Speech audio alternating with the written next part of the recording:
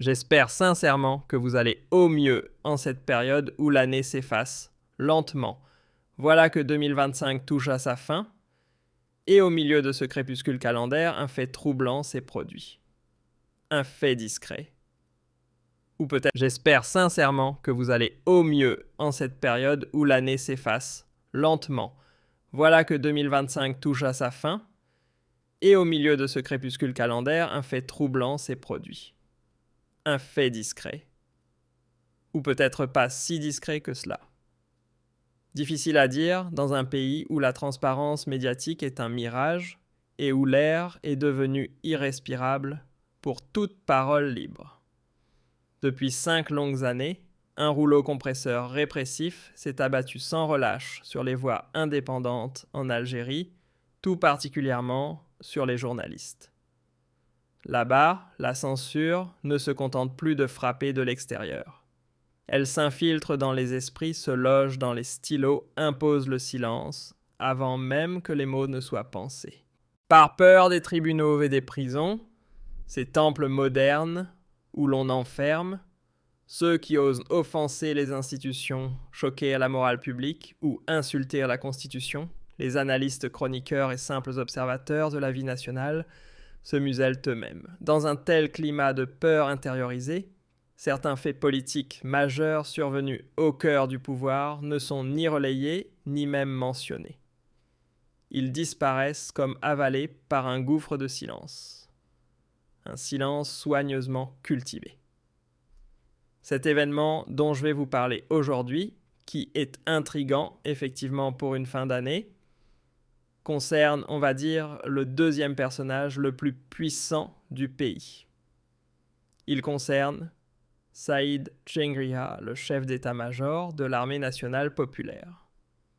Chengriha, le chef d'état-major de l'armée nationale populaire, qui est ministre délégué auprès du ministère de la Défense nationale, n'a pas donné signe de vie ou a disparu. Il est porté disparu depuis pratiquement plus de 5 jours. Et Saïd Chengriha a été absent à 2 événements politiques de cette fin d'année 2025 en Algérie. Il a été absent lors du Conseil des ministres qui s'est déroulé le 28 décembre 2025. Son absence remarquée a soulevé des interrogations. Il n'avait pas participé donc à ce Conseil des ministres du 28 décembre 2025 et il a été absent au fameux discours de Abdelmadjid Tebboune qui a été prononcé devant la nation et devant les élus de la nation, à savoir les 2 chambres du Parlement, le Parlement, l'Assemblée populaire nationale et le Conseil de la nation, l'équivalent du Sénat. Hier, c'était au Palais des Nations avec Club des Pins à Alger le 30 décembre 2025. 2 événements politiques importants auxquels Saïd Chengriha n'était pas affiché comme d'habitude, comme il le fait habituellement à côté de son ami, de son allié, Abdelmadjid Tebboune.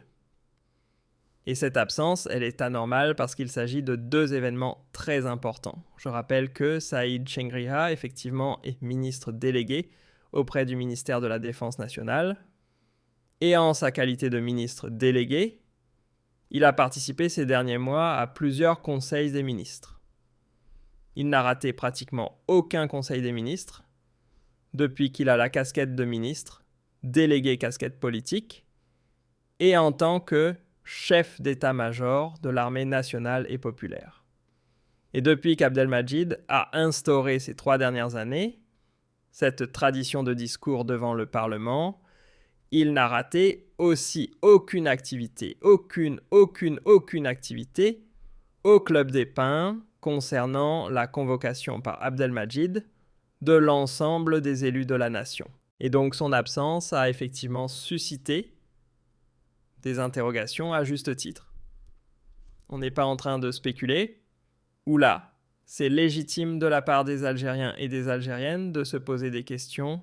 Où est parti Saïd Chengriha à la fin de cette année 2025? C'est pas normal ça. C'est pas normal. Saïd Chengriha et Abdelmadjid étaient toujours inséparables. Et ils sont devenus encore plus inséparables quand, en novembre 2024, il fait son entrée au sein du gouvernement. Le discours de Tebboune devant la nation ou le discours de Tebboune à la nation devant le Parlement est un exercice important. C'est un exercice important puisque dans son discours de bilan, c'est un discours de bilan à la fin de l'année. Il donne toujours des orientations aussi, il donne des analyses générales, il met le cadre, il place le contexte dans lequel il va développer la politique qu'il envisage d'adopter pour l'année prochaine. C'est un exercice très important. La disparition donc de Shingrya n'est pas fortuite. Elle n'est pas fortuite. C'est un poids lourd. Ce n'est pas un conseiller. C'est un poids lourd du régime. Le régime algérien, c'est quoi? C'est une alliance. C'est une union. C'est une passerelle qui relie les deux faces, les deux têtes du régime. Les deux cerveaux du régime sont Tebboune et Shingrya. Nous, on a cherché à comprendre où est parti Shingrya. Alors nous n'avons pas pu avoir l'information. Nous n'avons pas pu obtenir l'information de façon précise et fiable. Nous avons eu deux thèses, deux sources. Des premières sources qui affirment que Shingrya est malade, qu'il est vraiment malade, et qu'il est dans l'incapacité physique de participer à des événements officiels, et qu'il est mal en point, et que son état de santé l'a empêché d'honorer les invitations qui ont été adressées par Abdelmadjid Tebboune pour participer au Conseil des ministres, et pour participer à son discours à la nation au Palais des Nations, à Club des Pinces. Cette thèse, j'ai du mal à y croire qu'il soit vraiment malade. Pourquoi? Parce que la dernière apparition publique de Saïd Shingrya date du 25 décembre 2025. Il s'était rendu à l'ambassade de Libye. Voilà, le ministère de la Défense nationale l'a confirmé lui-même. La presse algérienne a publié des photos aussi contre Saïd Shingrya. Il a représenté Abdelmadjid Tebboune. Il est parti à l'ambassade de Libye pour présenter ses condoléances au personnel diplomatique libyen à la suite du décès du général d'armée Mohamed Ali Ahmed Al-Haddad, qui était le chef d'état-major de l'armée libyenne qui a perdu la vie dans un malheureux accident, un crash aérien de son avion qui devait le rapatrier en Libye après sa visite de travail en Turquie, si vous vous rappelez bien. Donc il est parti, il a signé un registre des condoléances au niveau de l'ambassade d'Algérie, au niveau de l'ambassade de Libye à Alger. À ce moment-là, d'après les images qui n'ont été que diffusées, vous pouvez même les retrouver sur le site internet du ministère de la Défense nationale. Il ne paraissait pas du tout malade. Il paraissait en forme, tout se passait bien. Voilà. Le communiqué du ministère de la Défense nationale était très limpide, très clair, au siège de l'ambassade de l'État de Libye en Algérie et au nom du gouvernement du peuple algérien et sur instruction de Monsieur le Président de la République algérienne, Abdelmadjid Tebboune, Monsieur le général d'armée Saïd Shingrya, ministre délégué auprès du ministère de la Défense nationale, chef d'état-major de l'armée nationale et populaire, a présenté le soir, c'était le soir de jeudi 25 décembre, ses condoléances. Il a signé le registre de condoléances au siège de l'ambassade de Libye en Algérie à Alger, à la suite du décès du général d'armée Mohamed Ali Al-Haddad, chef d'état-major de l'armée libyenne, et de la délégation qui l'accompagnait à la suite de l'accident d'avion survenu lors de leur retour au pays. Il avait fait part de ses condoléances les plus sincères et de ses profonds sentiments de compassion et de solidarité aux familles des victimes, ainsi qu'à l'ensemble du peuple frère libyen. Voilà, des photos ont été diffusées par le ministère de la Défense nationale. On voit Saïd avec l'ambassadeur de la Libye et franchement, il ne paraissait pas malade. Donc est-ce qu'il aurait pu tomber malade entre le 25 et le 28 décembre? Ça c'est possible.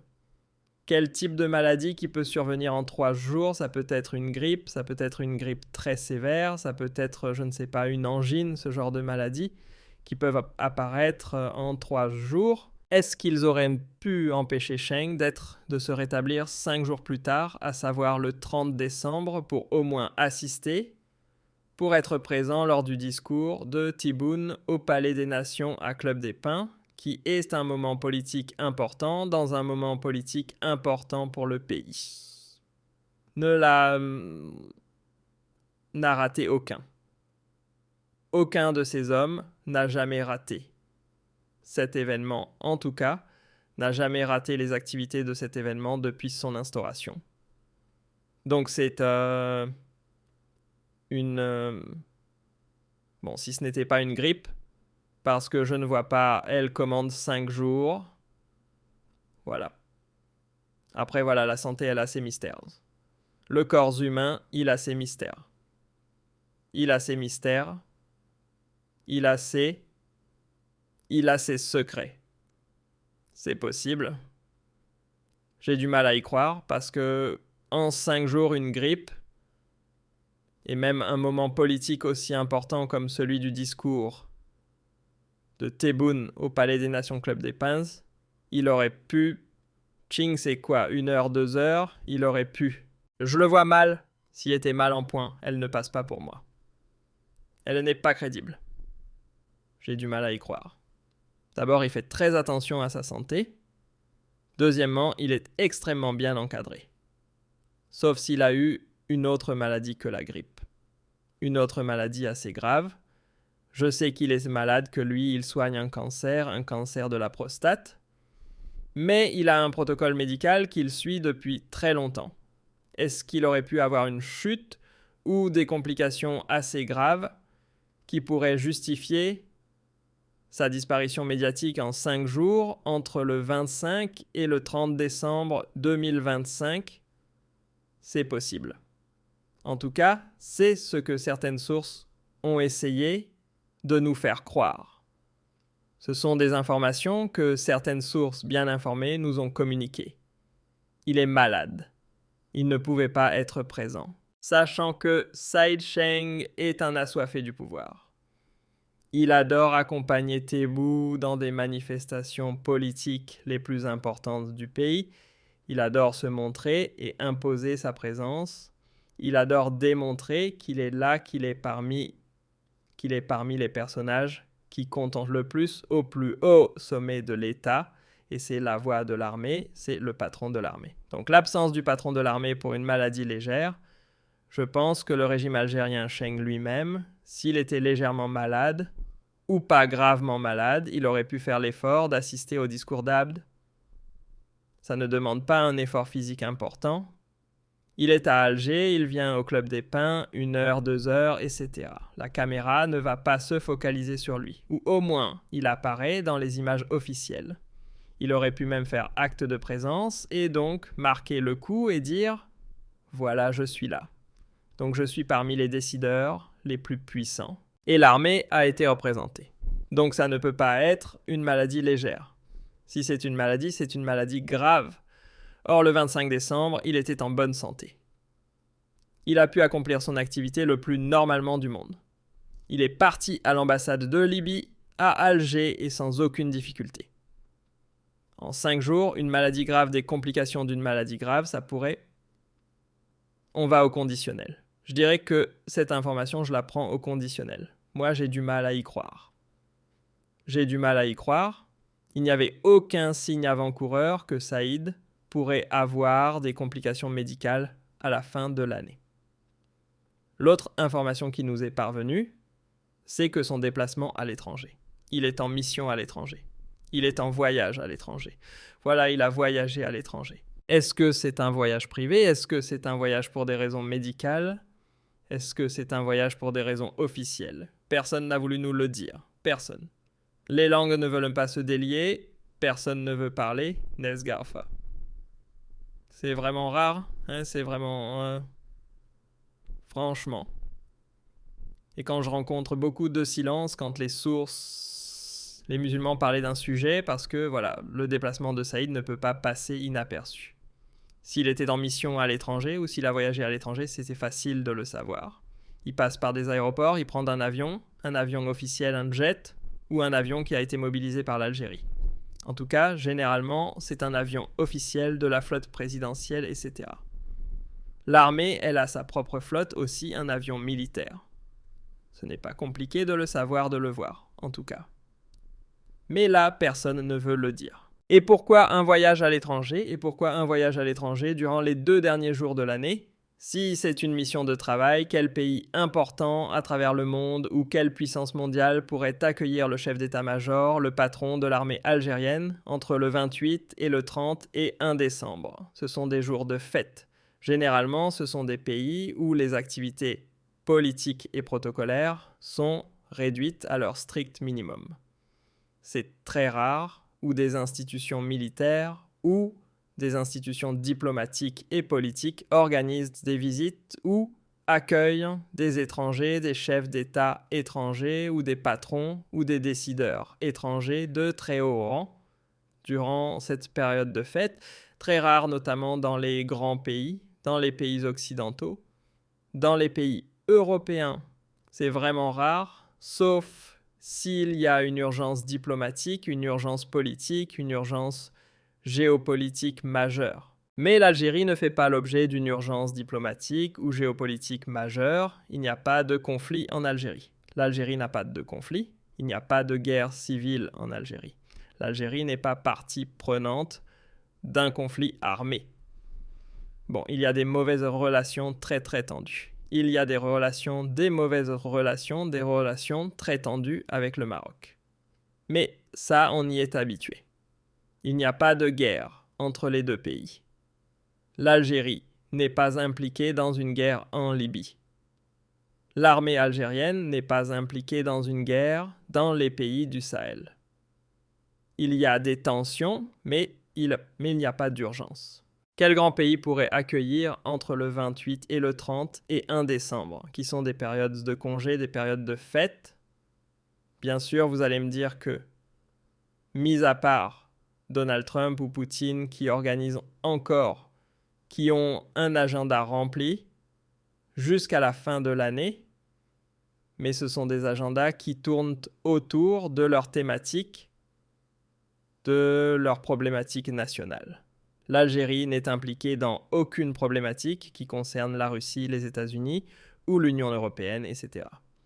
Seul un pays arabe pourrait peut-être, selon mes sources, accueillir Saïd Chengria pour une urgence entre le 28 et le 30 et 1 décembre. Quel pays arabe a des intérêts urgents avec l'Algérie ou a des problèmes importants, majeurs avec l'Algérie, que cela nécessite le déplacement urgent de Saïd Chengmis, à part la Tunisie, pays voisin, avec lequel nous avons signé des accords de défense importants et controversés sulfureux, il n'y a aucun pays arabe qui pourrait accueillir Saïd Chengri le 28 et le 30 et 1 décembre. Je ne vois pas. Et en plus, pour que Chengriha quitte l'Algérie au moment où il y a un conseil des ministres important qui devait parler d'une révision de la Constitution, je rappelle, parce que ce conseil des ministres, ce n'est pas le timing qui fait de son importance, c'est son menu, c'est son agenda, son programme. On devait parler de la révision constitutionnelle comme par hasard. Ce projet de révision constitutionnelle a été reporté par Abdidoun en l'absence de Saïd Cheng. Mais pour rater le Conseil des ministres ensuite, le discours devant le Parlement et le Conseil de la Nation, et pour ne pas s'afficher à côté du président de la République, le chef d'État de l'armée nationale et populaire devait certainement avoir un motif d'une nécessité impérieuse.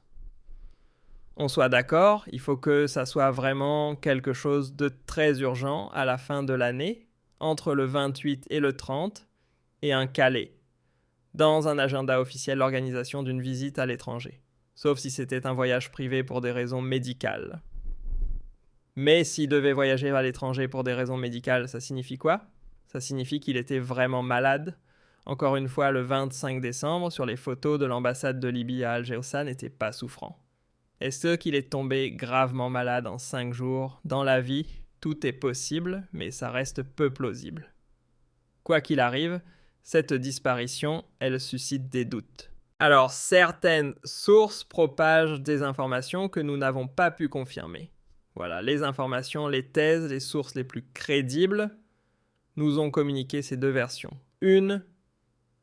La première partie de les premières sources parle d'une maladie, d'une dégradation de son état de santé. Les deuxièmes sources parlent d'un voyage à l'étranger dont la nature et l'objectif n'ont pas été précisés. Les deux paraissent peu plausibles, franchement, parce que les deux interviennent dans un contexte, ces deux explications, ces deux versions, interviennent dans un contexte politique important et clé. Le discours de Tebboune devant le Parlement, il est important. L'absence du chef d'état-major de l'armée nationale et populaire suscite des interrogations parce que d'autres sources communiquent d'autres informations. La troisième catégorie de sources que nous avons consultées, elle parle d'une division, d'une divergence, d'une incompréhension entre Tebboune et le haut commandement de l'armée, notamment concernant la révision de la Constitution, notamment concernant les projets que Tebboune voudrait mettre en place en 2026 et notamment les options diplomatiques que Tebboune voudrait adopter pour l'année 2026. Là, c'est grave s'il y a des divergences ou des malentendus. Ça signifie qu'il y a des tensions au plus haut sommet de l'État. Or, il n'y a pas les signes perceptibles de ces tensions. Il n'y a pas de signes. Ils sont très alliés. Ils partagent la même vision, ils partagent les mêmes valeurs, ils partagent les mêmes intérêts. Je vois mal se disputer ou se brouiller avec Cheng pour un programme politique ou pour un plan qu'il voudrait mettre en place en 2026. Généralement, Tebboune fait toujours des concessions pour arranger les intérêts de Cheng et Cheng fait toujours des concessions pour arranger les intérêts de Tebboune. Ils sont tous les deux, ils sont très attachés à leur alliance et à leur unité, qui fait d'ailleurs leur force et qui leur permet de préserver la façade du pouvoir algérien, son unité et sa force, et qui leur permet de rester le plus longtemps au pouvoir jusqu'à maintenant. C'est ce qui leur a permis de monopoliser le pouvoir et de le conserver, c'est cette alliance. Cette alliance qui n'est pas une alliance de façade. Attention, c'est une véritable alliance basée sur des convictions. Cheng sont convaincus que tous les deux ensemble, chacun a besoin mutuellement de l'autre. Pourquoi il y aurait eu un moment de rupture à la fin de l'année 2025 ? Ça reste pas plausible. Vous allez me dire à la fin de cette émission, mais Abdou, alors tu n'as pas d'informations. Voilà ce que j'ai récolté comme information. Je ne vais pas vous mentir. Tout ce que je peux vous dire, c'est que cette absence, elle est intrigante. Elle est inquiétante. Elle est intrigante, elle est inquiétante. Moi, il peut y avoir des malentendus, il peut y avoir des désaccords entre Tebboune, mais jamais ces désaccords n'ont pris du temps ou n'ont émergé sur la scène publique ou n'ont émergé comme ça publiquement. Ils ont toujours été ces désaccords, ils ont toujours été rapidement étouffés, gérés convenablement et résolus. Ne l'oublie pas, leur priorité. D'ailleurs, ils ont toujours été rusés, intelligents en gérant ce genre de situation. Leur priorité était toujours d'empêcher que les autres perçoivent leurs désaccords. Parce que si les autres les voient comme un couple ou un duo qui commence à se fragiliser, à se diviser, ça peut fédérer leurs ennemis, ça peut renforcer leurs ennemis, et ça peut pousser leurs ennemis à leur porter des coups. Parce que le duo se fissure, c'est tout le régime qui se déstabilise et qui peut être fragilisé. Donc je ne crois pas qu'ils aient intérêt à afficher leur désaccord, à ne pas résoudre leurs problèmes. Ils savent très bien que la puissance de l'un dépend de la puissance de l'autre et qu'ensemble, ils pourront rester le plus longtemps au pouvoir, que l'un sans l'autre, c'est une prise de risque très importante pour conserver le pouvoir. Je ne pense pas qu'il y ait un désaccord. Je pense qu'il y a un agenda qui a été tracé secrètement entre Cheng Reha et Tebboune, et que peut-être que Tebboune a affecté une mission secrète à Cheng Reha. Peut-être qu'il y a une mission secrète à l'étranger, mais ça je ne peux pas vous le confirmer. Mais une mission secrète à l'étranger à la fin de cette année, 2025, entre le 28 et le 30, et 1 décembre, ça doit être une drôle de mission, parce que je ne vois pas quelle est la puissance mondiale qui pourrait organiser des entrevues, des réunions urgentes au moment des fêtes. Sachant que ce sont des moments de fête partout en Occident, même la Russie, le Noël russe, il est entre le 6 et le 7 janvier. La fin d'année, le 30 et le 31, le 31 et le 1er janvier, c'est un moment de fête en Russie. Aux États-Unis, c'est la même chose. En Italie, n'en parlons pas. La Chine, peut-être qu'il est parti en Chine, sachant cela.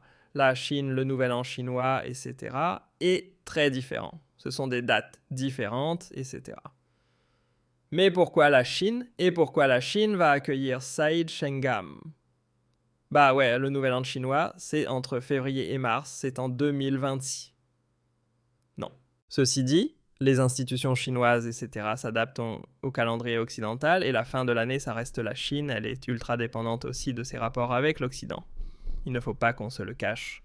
En tout cas, nous poursuivons nos investigations pour essayer de trouver un déplacement à l'étranger le 30 décembre, alors qu'il y a un discours important de Tebboune devant le Parlement. Alors qu'il y a un projet d'une révision de la Constitution, le 28 décembre, Conseil des ministres. Rien n'aurait pu empêcher Saïd d'accomplir son déplacement professionnel ou privé à l'étranger juste avant le Conseil des ministres, ou juste après le discours de Tebboune, ou au cours de la première semaine du mois de janvier. Quelle est cette nécessité impérieuse, cette urgence absolue, mis à part un état de santé qui se serait gravement dégradé, qui aurait justifié ou qui aurait incité à l'organisation d'un voyage urgent à l'étranger à la fin de l'année? Moi, je ne vois pas cette nécessité. Surtout que ce sont 2 moments politiques clés pendant lesquels le patron de l'armée aurait dû être présent, parce que la voix de l'armée, concernant une révision constitutionnelle, c'est une voix importante. On parle de la Constitution, donc l'armée, elle a son mot à dire. Et le bilan de l'année et les projections pour l'année prochaine, c'est un moment important aussi pour le patron de l'armée, pour la voix de l'armée, qui a son mot à dire aussi. Une absence qui intrigue, qui soulève des interrogations. Comme je vous l'ai dit, personne n'a osé la relever. Nous l'avons partagée avec vous, et nous poursuivons nos investigations pour essayer d'obtenir les informations les plus fiables. Mais toutes les informations que nous avons pu obtenir pour le moment, elles sont sujettes à caution. On les prend telles quelles, et personnellement, je n'ai pas été du tout convaincu par les différentes versions que je vous ai présentées dans cette émission, et qui nous ont été communiquées par des sources que je signale ont toujours été fiables, rigoureuses et sérieuses.